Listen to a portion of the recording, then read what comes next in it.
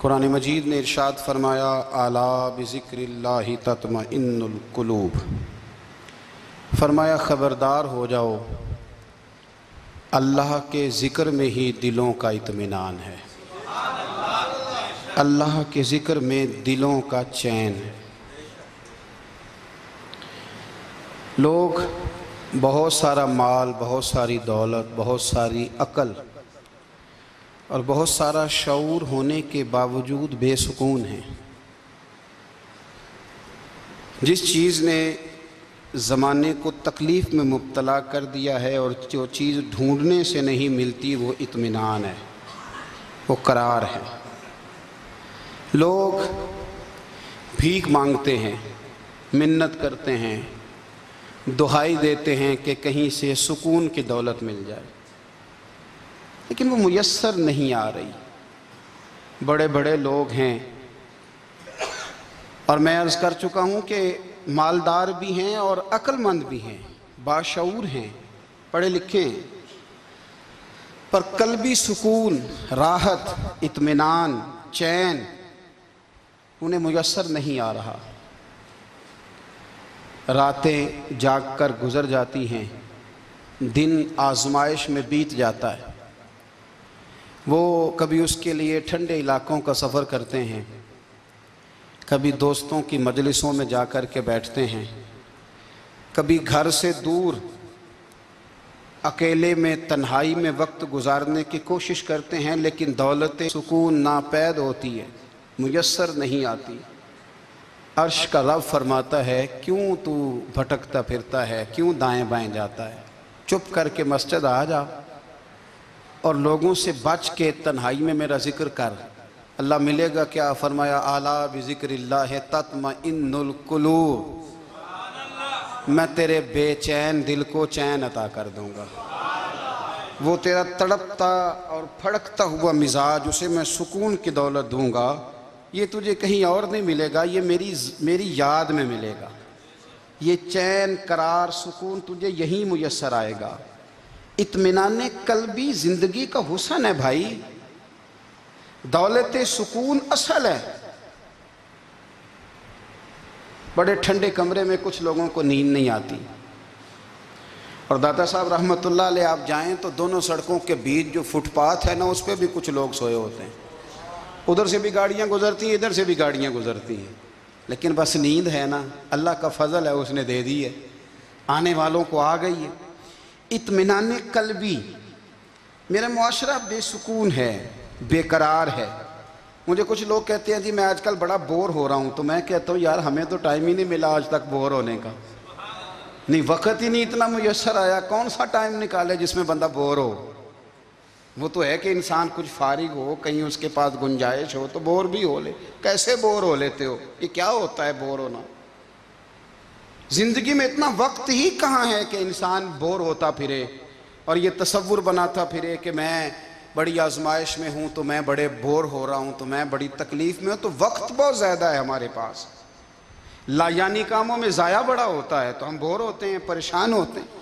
اللہ فرماتے ہیں یہ جو میری یاد ہے نا، لیکن اس کا بھی ایک طریقہ ہے یاد کا، اس طریقے سے اگر میرے رسول کریم علیہ السلام نے فرمایا اللہ کا ذکر اس طرح کرنا کہ دیکھنے والا تمہیں دیوانہ سمجھے،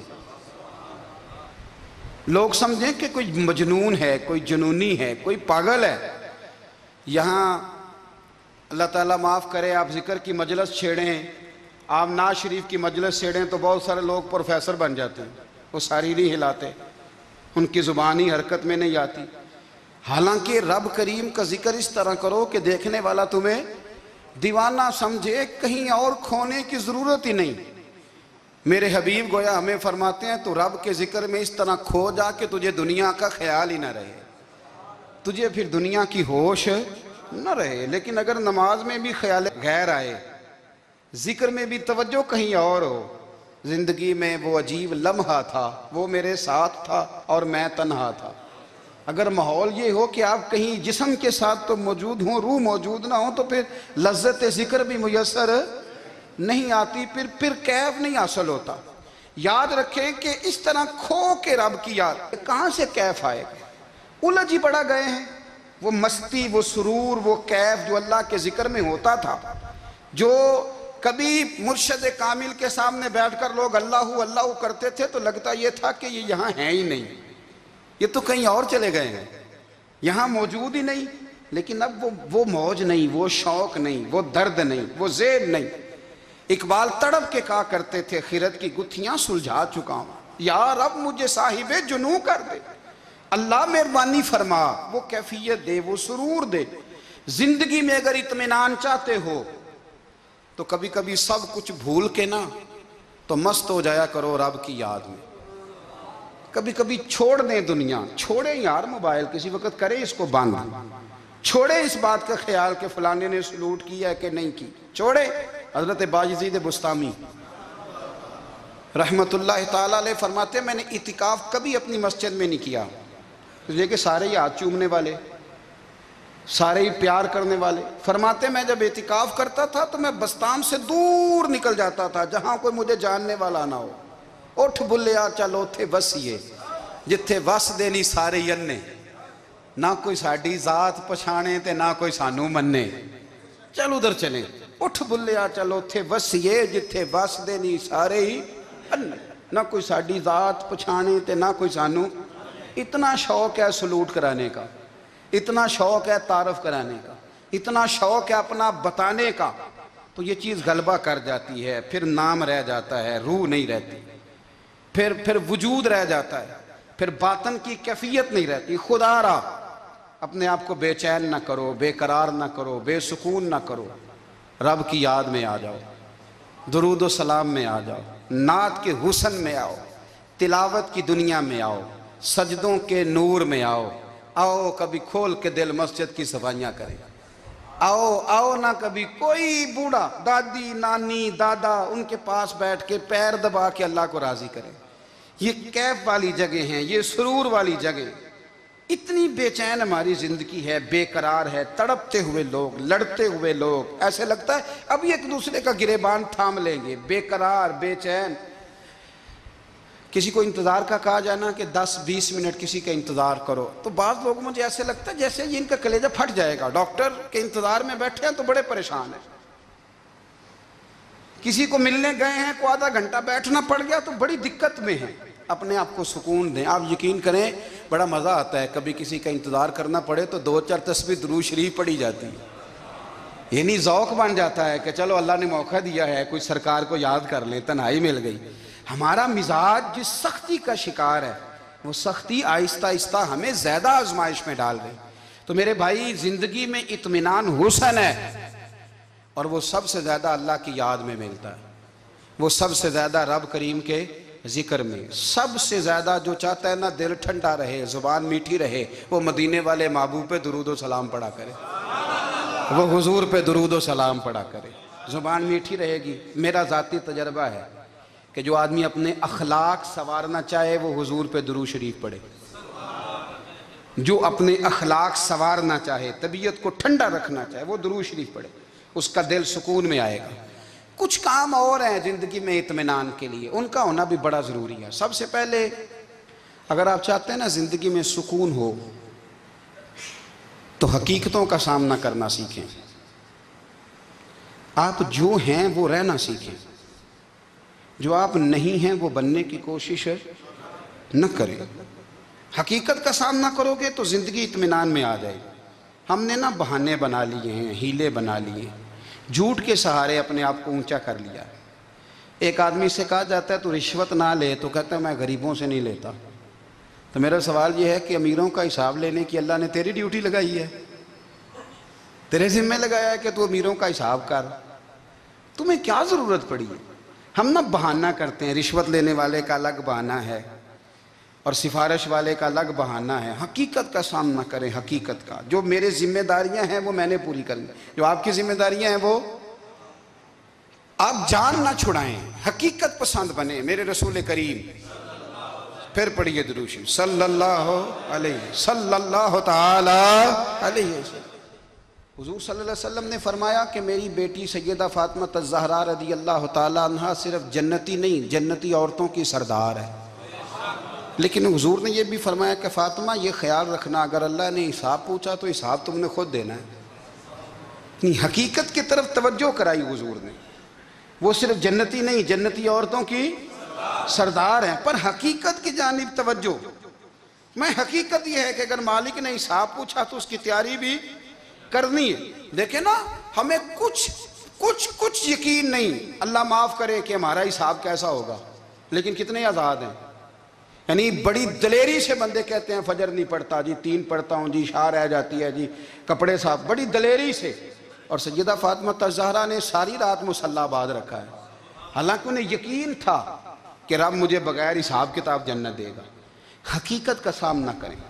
جو حقوق آپ کے ہیں وہ آپ نے ادا کرنے ہیں، جو ذمہ داریاں ہیں وہ ذمہ داریاں ہیں. دیکھیں نا، حضرت موسیٰ کلیم اللہ علیہ السلام کے پاس اسرائیل روح نکالنے آئے تو حضرت موسیٰ نے تھپڑ مارا، آنکھ نکال دی، واپس گئے. اللہ انہوں نے تو جلال فرمایا ہے، کہا موسیٰ علیہ السلام سے کہیے بیل کی پشت پر ہاتھ رکھیں، جتنے بال ان کے دستے مبارک کے نیچے آئیں گے اتنے 1000 سال ان کی عمر بڑھا دی جائے گی. یعنی میرے کان میں کوئی بتا دے کہ جناب 60 سال بڑھ گئی، کیا آپ کے کان میں کوئی کہہ دے تو خوشی ہوتی ہے کہ نہیں؟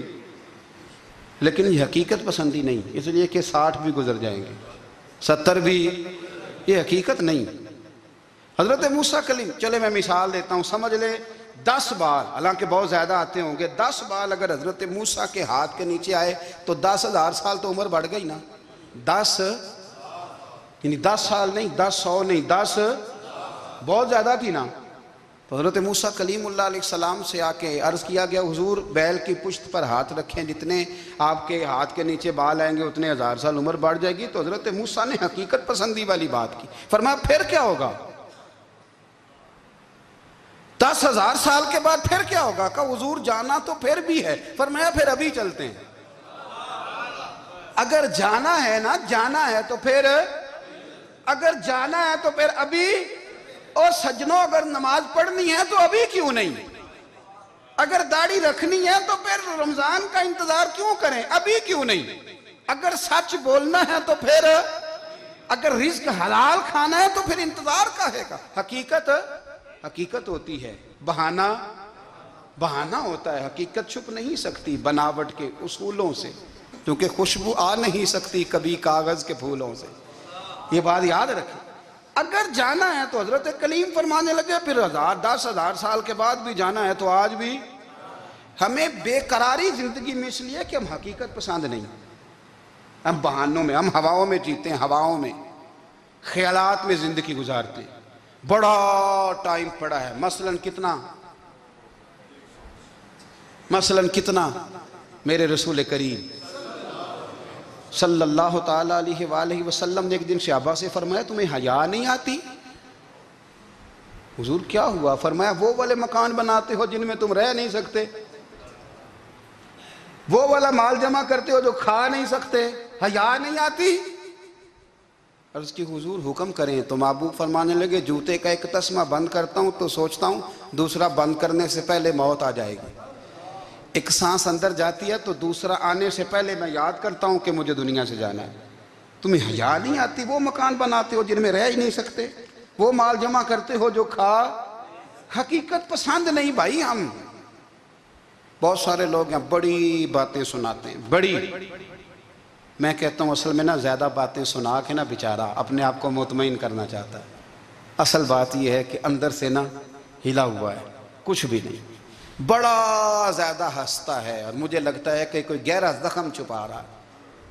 اس لیے ملمہ سازی، حقیقت پسند بنو، حقیقت پسند. یاد رکھنا من ترک صلاۃ متعمدا فقد کفر. میرے رسول نے حقیقت بیان کی، فرمایا جس نے ایک نماز بھی جان بوجھ کے چھوڑی اس نے رب کے رب ہونے کا انکار کیا، اس نے کفران نعمت کیا. یہ حقیقت ہے، کوئی کلیریفیکیشن نہیں، کوئی وضاحت نہیں. جو نماز نہیں پڑھتا، جھوٹ بولتا ہے، غلط بیانی کرتا ہے.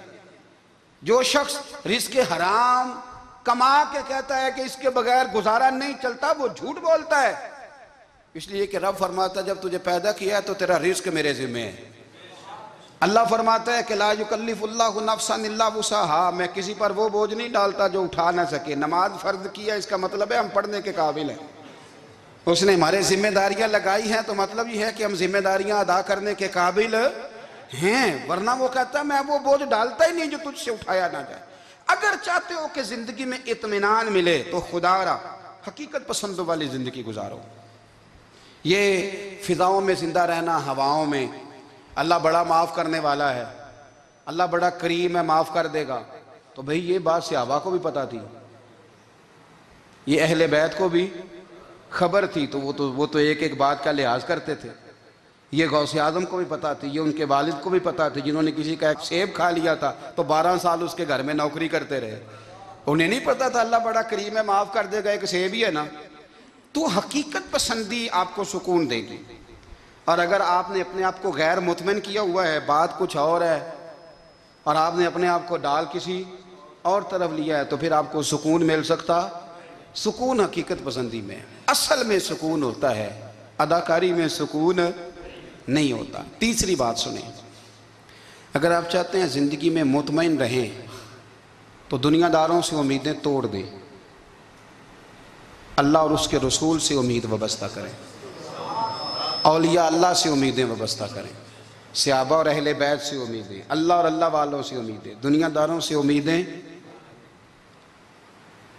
آپ کو پتہ ہے دنیا دار کی تباہی کب ہوتی ہے؟ جب انہیں خوش آمدی مل جاتا ہے۔ چودھری کا بیڑا اس وقت غرق ہوتا ہے جب اسے چودھری کہنے والے زیادہ ہو جاتے ہیں۔ سیٹھ صاحب اور نواب صاحب بیچارے تباہ تب ہوتے ہیں بھولے پن میں، جب ان کے دائیں بائیں ریلا ہوتا ہے سیٹھ صاحب کہنے کا، لوگ انہیں کھانا چاہتے ہیں، پیار ان کا نہیں ہوتا، ان کی جیب کا ہوتا ہے، محبت ان سے نہیں ہوتی، ان کی کرسی سے ہوتی ہے، ضروریات کا پیار ہوتا ہے، تباہ کر دیا جاتا ہے۔ ہماری ساری توقعات دنیا داروں سے وابستہ ہو گئی ہیں، ناراض نہ ہونا۔ پیروں نے، مولویوں نے، درویشوں نے، انہوں نے بھی سیٹ رکھے ہوئے جلسوں کی صدارت کرانے کے لیے، یعنی مذہبی جلسہ ہے، اس میں بہت زبردست پڑھے لکھے صاحب تقوی عالم کا خطاب ہے، اور کی صدارت وہ بندہ کر رہا ہے جس نے عشاء کی نماز بھی نہیں پڑھی، وہ بندہ صدارت کر رہا ہے، کیوں؟ اس لیے کہ اس نے لاکھ روپیہ دیا محفل میں۔ خدا را دنیا داروں سے امیدیں چھوڑ دیں، ورنہ آپ کمزور پڑ جائیں گے، آپ کی امیدیں ٹوٹیں گی۔ کتنا کمزور ہے وہ شخص جو 2-4 ہزار کے لیے کسی بندے کی چاپلوسی کرتا ہے، اس کے پیچھے بھاگتا ہے، خوش آمدیں کرتا ہے، تھوڑے سے نوٹوں کے لیے، دکھ سکھ میں کام آئے گا اس کام کے لیے۔ میرے رسول کریم علیہ السلام نے فرمایا جس نے بندوں کو راضی کرتے کرتے رب کو ناراض کر دیا، اس کی دنیا بھی گئی اور آخرت بھی گئی، اور فرمایا جس نے بندوں کی پرواہ نہیں کی، اللہ کو راضی کیا، فرمایا اگر رب راضی ہو گیا تو لوگوں کے دلوں میں بھی محبت پیدا فرما دے گا۔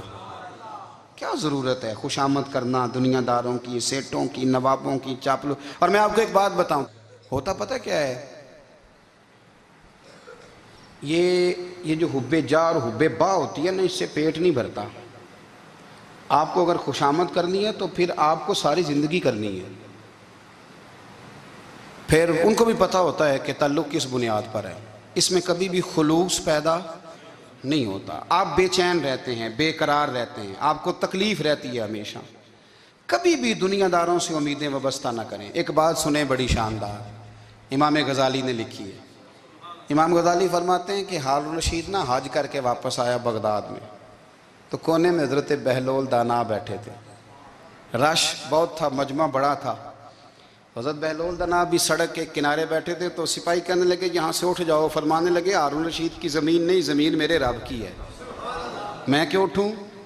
وہ قریب سے گزرا تو سلام لی، تو آپ نے اس کا پروٹوکول دیکھا تو فرمانے لگے ہارون الرشید تجھ سے تگڑے تگڑے موٹے موٹے پروٹوکول میں نے لوگوں کے دیکھے ہیں، اور یہ جو تیرے دائیں بائیں آج تیرے نعرے لگا رہے ہیں، یہ پہلے ان لوگوں کے نعرے لگایا کرتے تھے، اور تھوڑا وقت گزرنے دے، جو تیرے بعد آئے گا نا، یہ سارے پھر ان کے نعرے بھی لگائیں گے۔ تو جھوٹ کی دنیا میں زندہ ہے، ان سے تو نے امیدیں وابستہ کی ہیں، یہ کل اس کے نعرے لگائیں گے۔ اس کے دل پہ بڑا اثر ہوا، گھوڑے سے اتر آیا، آگے کہنے لگا حضور آپ نے مجھے بڑی اچھی نصیحت کی ہے، میرا دل بڑا ٹھنڈا ہوا ہے، میں نے سنا ہے آپ مقروض ہیں، کچھ لوگوں کا قرض، تو مجھے کوئی حکم ہی کر دیں۔ آپ ہنسنے لگے، فرمانے لگے یار تو بڑا ہی بیوقوف ہے، بڑا ہی بیوقوف ہے تو، میں تجھے نصیحت کر رہا ہوں تو مجھے الجھا رہا ہے، حضور کوئی حکم کر دیں۔ کیا خوبصورت انداز ہے رب کریم کے بندوں کا۔ حضرت بہلول دانا فرمانے لگے تیرا رب کون ہے؟ کہا اللہ۔ تو فرمایا میرا کون ہے؟ کہا اللہ۔ فرمانے لگے یہ تو نہیں نہ ہو سکتا کہ اللہ ہارون رشید کو دیتا رہے اور بہلول دانا کو بھول ہی جائے۔ یہ تو نہیں نہ ہو سکتا کہ ہارون رشید کو دیتا رہے اور بہلول دانا کو بھول جائے۔ فرمایا اس کا دل، اس کا ارادہ ہوا، ارادہ قدرت ہوا کہ بہلول مقروض رہنا چاہیے، تو اگر رب مجھے رکھنا چاہتا ہے، دکھ قبول محمد بخشا راضی رہن پیارے، اگر وہ چاہتا ہے میں مقروض رہوں تو میں بھی چاہتا ہوں کہ میں مقروض ہی رہوں۔ یہ تو نہیں نہ ہو سکتا کہ تجھے دے اور مجھے نہ دے۔ فرمایا میری تجھ سے کوئی امید نہیں، مجھے جب بھی دے گا میرا رب بھی دے گا، اور وہ دے گا تو پھر انشاءاللہ خزانے کھول کے دے گا۔ دنیا داروں سے امیدیں وابستہ کرنا، لوگوں کے پیچھے، یہ چھوڑ دیں، آپ بے چین رہیں گے، بے قرار رہیں گے۔ اللہ والوں سے ضرور امیدیں وابستہ کریں، اس لیے کہ ان کے پاس جو کچھ ہوتا ہے وہ دراصل رب کا ہی ہوتا ہے۔ لیکن سیٹھوں سے، نوابوں سے، سیاستدانوں سے باز آ جائیں، ہماری بڑی امیدیں وابستہ ہیں۔ میں اکثر کہتا ہوں جتنے پھیرے نوکری کے لیے دنیا دار کے دروازے پہ لگائے ہیں نا، اس سے کم دفعہ مسجد میں نفل پڑے ہوتے تو رب اتنی بڑی مہربانی فرما دیتا۔ تیسری بات یہ یاد رکھیں، اگر سکون لینا چاہتے ہیں نا، اگر سکون لینا چاہتے ہو نا تو لوگوں کو ڈسکس کرنا بند کر دو۔ کس کو اللہ نے کتنے پیسے دیے ہیں وہ جانے اور اللہ جانے، کس کو اللہ نے کتنی گاڑیاں دی ہیں وہ جانے، اور لوگوں کو ڈسکس کرنا جی۔ یعنی میں ایک جگہ بیٹھا تھا تو ایک صاحب گاڑی والا گزرا، گاڑی میں بیٹھ کے، اس کا پڑوسی تھا، کہندے تھا منہ ہے کار والا، میں کہ وہ تے ہے تاں ہی بیٹھا ہے، تے ہن میں کہ سمجھانا سی نا انہوں، میں کہ توں تے میں حساب لائیے بھی ساڈے کول کوئی نہیں، وہ تے ہے، لیکن نا اللہ نے اسے دی ہے نا، تو اللہ نے چاہا نا وہ کار میں بیٹھے، تو اس نے پھٹے پہ بیٹھ کے یہ تبصرہ کیا کہ منہ ہے کار والا، میں کہ ابھی وہ تے ہے تاں کار ہے۔ اب مجھے اور تجھے اندازہ لگانا چاہیے کہ ہم کیا یہ بحث ہے؟ یعنی اللہ کو چاہیے تھا معاذ اللہ کے پہلے تجھ سے پوچھتا کہ اسے کار دینی ہے کہ نہیں، کیا مطلب فضول بحث ہے؟ وہ چیز ہمیں اتنا تنگ کرتی ہے، اتنی تکلیف دیتی ہے کہ آپ یقین کریں سارا دن اسی کو ڈسکس کرتے ہیں، سارا دن۔ اس کے پاس گاڑی ہے، اس کے پاس کار ہے، فلانے کا پیسہ 1 نمبر ہے، فلانے کا 2 نمبر ہے، فلانے کا 6 نمبر ہے، اصل بات کے اندر حسد ہے، اس کو نکالو۔ ایک بات کہنے لگا ہوں، اسے یاد رکھنا، میرے اعلیٰ حضرت رحمۃ اللہ علیہ فرمایا کرتے، حسد کرنے والا بندوں پر اعتراض نہیں کرتا، اللہ پر اعتراض کرتا۔ وہ کہتا ہے اللہ اسے کیوں دیا ہے، اتنا کیوں دیا ہے، معاذ اللہ وہ اللہ کی تقسیم پر اعتراض کرتا۔ حسد کرتے ہو بے چین رہو گے، حسد آپ کے دل کو تڑپا کے رکھ دے گا۔ چھوڑے، اللہ بڑا کریم ہے، جس کو جہاں چاہتا ہے وہاں بٹھا دیتا ہے۔ آپ قطعاً اس بحث میں نہ پڑیں کہ اللہ نے کس کو کتنا دیا ہے، کب دیا ہے، کیوں دیا ہے، وہ بڑا بے نیاز ہے۔ حسد آپ کو تباہ کرے گا۔ دنیا میں پہلا گناہ جو ہوا تھا وہ حسد تھا۔ ابلیس نے حضرت آدم سے حسد کیا، کہنے لگا میں بہتر ہوں، سرداری اس کو مل رہی ہے، یہ تو اللہ کو پتہ ہے نا کس کو دینی ہے۔ اور دنیا میں پہلا قتل حسد کی وجہ سے ہوا، حابیل قابیل کے درمیان حسد کا معاملہ تھا، خاتون کا نکاح اس سے کیوں ہو رہا ہے، مجھ سے ہونا چاہیے۔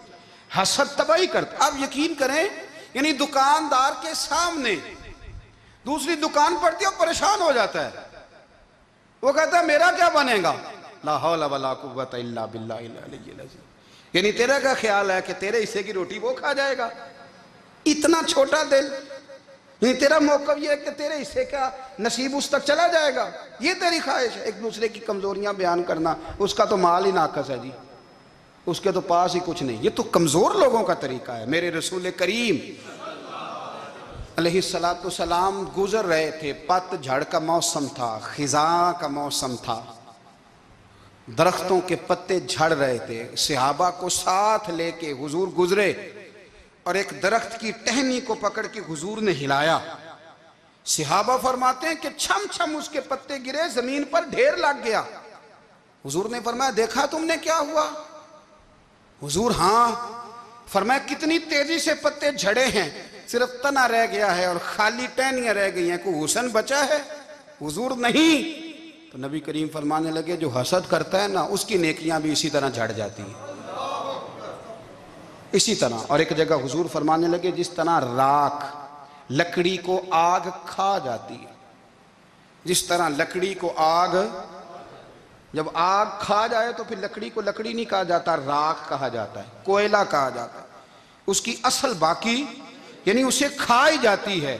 تو حضور علیہ السلام فرمانے لگے جس طرح آگ لکڑی کو کھا جاتی ہے، فرمایا اسی طرح حسد نیکیوں کو کھا جاتا ہے، نیکیاں رہتی نہیں۔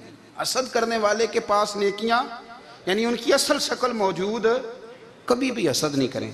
اللہ کی تقسیم ہے، جس کو چاہے جب چاہے جتنا چاہے عطا کرے۔ اور چوتھی بات میرے بھائی، کبھی بھی بغض نہ پیدا کریں۔ بغض والے لوگ بے سکون رہتے ہیں۔ بہت ساری کمزوریاں ہمارے اندر ہوتی ہیں نا، پھر اللہ ہماری روزی تو نہیں نہ بند فرماتا، یہ تو نہیں کہتا کہ زمین سے نکل جاؤ۔ اگر یہی والا معاملہ ہو جو ہمارا ہے کہ شادی پہ اس نے میرے ساتھ برا سلوک کیا تھا، اب ساری زندگی بغض رکھنا ہے، اگر یہی معاملہ فرشتے اللہ کی بارگاہ میں کہیں کہ یا اللہ اس نے فلانے دن شراب پی تھی، اب اس کو زمین میں نہیں رہنے دینا، نظام زندگی چلے گا؟ تو اگر اللہ ہمیں معاف کرتا ہے تو ہم بندوں کو معاف کیوں نہیں کرتے؟ آپ یقین کریں اتنی لمبی عداوتیں، اتنا لمبا حسد، اتنا لمبا بغض، اتنا لمبا۔ حدیث میں نے پڑھی، میں حیران رہ گیا۔ میرے نبی کریم علیہ السلام نے فرمایا اپنی بیوی سے کبھی بغض نہ رکھنا، اگر اس کی ایک بات ناپسند ہو تو اسے چھوڑ کے وہ بات دیکھو جو تمہیں پسند ہے۔ میں اس حدیث کو پڑھ کے سوچنے لگا کہ کیا بیوی کا بھی بغض رکھتے ہیں لوگ؟ اب حضور نے کہا ہے تو اس کا مطلب ہے لوگ بیوی کا بغض بھی رکھتے ہیں۔ اب اس پر استدلال کر کے مجھے کہنا پڑے گا کہ سسرال والوں کا بغض بھی رکھتے ہیں، کہنا پڑے گا کہ بھائی کے سسرال والوں سے بھی بغض رکھتے۔ اس حدیث کی روشنی میں سمجھا کہ لوگ بھابھی کا بغض بھی بغض رکھتے ہیں، بغض، ورنہ عادتیں تو ہماری بھی کئی بری ہوتی ہیں۔ اگر عادات ایک وجہ بنے اختلاف کی تو عادتیں تو ہماری بھی کئی بری ہیں، لیکن ہم اپنی بری عادتوں سمیت اپنے آپ سے پیار کرتے ہیں، اور سامنے والے کی ایک بھی عادت بری ہو تو اس سے بغض رکھتے ہیں۔ بغض نہ پیدا کریں۔ میرے نبی پاک علیہ السلام نے فرمایا کچھ چیزیں تمہارے دین کو مونڈ ڈالیں گی، تباہ کر دیں گی، کاٹ دیں گی۔ حضور کون سی؟ فرمایا حسد، تکبر اور بغض، یہ تمہارے دین کو تباہ کر دیں۔ ہم بے چین اس لیے ہیں کہ ہم نے بہت سارے لوگوں کا بغض پالا ہوا ہے، اور ہر فیلڈ میں سیاستدان نے سیاستدان کا، ذاتیات پر اتر کے بات کرتے ہیں، معزز ترین لوگ، تاجر نے تاجر کا، اللہ ماشاءاللہ بعض جگہ پہ اہل علم بھی ایک دوسرے سے عداوت رکھتے ہیں۔ خدا را دل رب کریم کے آنے کا ٹھکانہ ہے، یہ صاف ہوگا تو اس میں رب رسول کے جلوے ہوں گے، اگر اس میں عداوت ہو، اس میں بغض ہو، اس میں کینہ ہو، نفاق ہو۔ سنیں میرے رسول کریم حضرت ابو بکر صدیق رضی اللہ تعالیٰ عنہ کہتے ہیں میں رو ہی پڑا۔ مکہ فتح ہوا نا تو اکرمہ بن ابو جہل نے پیغام بھیجا کہ میں نا کلمہ پڑھنے کے لیے آ رہا ہوں۔ بات لمبی ہے، میں موضوع پہ رہنا چاہتا ہوں۔ کہتے ہیں جب وہ آنے لگا نا تو نبی پاک نے ہم سب کو بلایا، ہم حاضر خدمت ہوئے تو حضور فرمانے لگے کہ اس کے باپ نے نا بڑا ظلم کیا ہے ہمارے ساتھ، ابو جہل نے بڑا ستایا ہے، بڑی تکلیف دی ہے۔ آپ مجھے بتلائیں کہ وہ ایک دفعہ کسی شادی پہ بحث ہوتی ہے بیوی کے بھائی کے ساتھ، پھر ساری زندگی اس بیچارے کو معافی، وہ 10 دفعہ گھر آتا ہے معافی مانگنے پر سوال ہی نہیں پیدا ہوتا، میں او ہو مجھے ہی کہہ دیا، یعنی پھر مجھے ہی کہہ دیا آپ نے، اور میری شان میں بے ادبی، اور پھر میں معاف کر دوں؟ توبہ توبہ توبہ، یہ کیسے ہو سکتا ہے؟ میری ناک نیچی ہو جائے گی، اور آپ نے مجھے کہہ دیا، سوال ہی نہیں پیدا ہوتا۔ اور یہ رونا میں اکثر ہوتا ہوں کہ شادی والے دن داماد صاحب کا زیادہ دماغ خراب ہوتا ہے۔ جب چھوٹی سالی کی شادی ہوتی ہے نا، اس دن اس کو بخار چڑھتا ہے، کوئی اس کو کان میں کہتا ہے تیری عزت نہیں کر دے، اس دن اس کا دماغ خراب ہو جاتا ہے، بچے اٹھا کے نکل آتا ہے، وہ بیچارہ سسر منتیں کر رہا ہوتا ہے کہ تیری مہربانی آ جا، یہ عزت کرا رہا ہے۔ تو میں نے کہا احتجاج کر کے جو عزت کرائی جاتی ہے وہ عزت نہیں ہوتی۔ ہاں یہاں مانگ کے عزت لیتے ہیں لوگ، یا احتجاج کی کوئی عزت ہے؟ آپ کے اندر کمالات اتنے ہوں کہ آپ کی عزت کرنے کو دل چاہے، یعنی مزہ آئے، یعنی لطف آئے، یعنی آپ دور بیٹھے ہوں تو کسی کا دل کرے آپ کو اسٹیج پہ بلانے کے لیے۔ یہ کیا بات ہوئی کہ چھائے جانا اور بھاگ کے آگے جانا؟ ان سے نکلیں۔ इकरमा बिन अबू जाल कलमा पढ़ने के इरादे से आ रहे हैं। हुजूर अलैहिस्सलाम ने सहाबा को बुलाया। कितनी ज्यादा दावत रखी जा सकती थी माज़अल्लाह। कब से वो चला था जुल्म करने, और उसके बाद उसका बेटा शुरू हो गया। कितनी बातें थी जो ना काबिल माफी थी, पर करीम रसूल ने हमें बतलाया है कि सुकून वाली जिंदगी कहते किसको है। जब सब लोग जमा हो गए तो हुजूर ने फरमाया, भाई वो कलमा पढ़ने आ रहा है, उसके बाप ने जुल्म बड़े किए हैं, पर मेरी नसीहत ही है कि उसके सामने उसके बाप को बुरा ना कहे। खबरदार कोई उसके सामने कोई बात ना करे। अब वो कलमा पढ़ने आ रहा है, मुती हो के आ रहा है, बांध के आ रहा है। कहते हैं अल्लाह के रसूल ने ना काफी देर तक खुतबा दिया, ब्रीफिंग दी, बात समझाई। जनाब सिद्दीक अकबर कहते हैं मैं रो पड़ा। एक सहाबी मुझे कहने लगे तुम्हें क्या हुआ, तो मैंने कहा मैं मुस्तफ़ा की रहमत पे रो रहा हूँ। देखो किन के लिए हुजूर ग्राउंड बना रहे हैं, ए देखो किन के लिए हुजूर तैयारी कर रहे हैं, जिन्होंने सारी जिंदगी दुश्मनी की। खुदारा ये अंदर से अदावतें निकाल फेंको। ओ भाई इतना तो लंबा टाइम ही कोई नहीं, इतना तो वक्त ही कोई नहीं, इसको साफ रखो। बंदा कोई कर भी गया तो कोई अर्ज नहीं। चंगी मंदी सजना कोलों 100 वारी हो जाती, यार यारां दा गिला नहीं कर दे। असल प्रीत यार यारां दा जेड़ा गिला करदा जे यार नहीं जे हुंदा। हाँ पक्की बात, पक्की पीढ़ी। मेरा एक संगी मुझे आके आने लगा फलानी जगह बंदा ये बात कर रहा था। मैं क्या तू उथे ही से सोंदा से, तुम ही नाल ही से।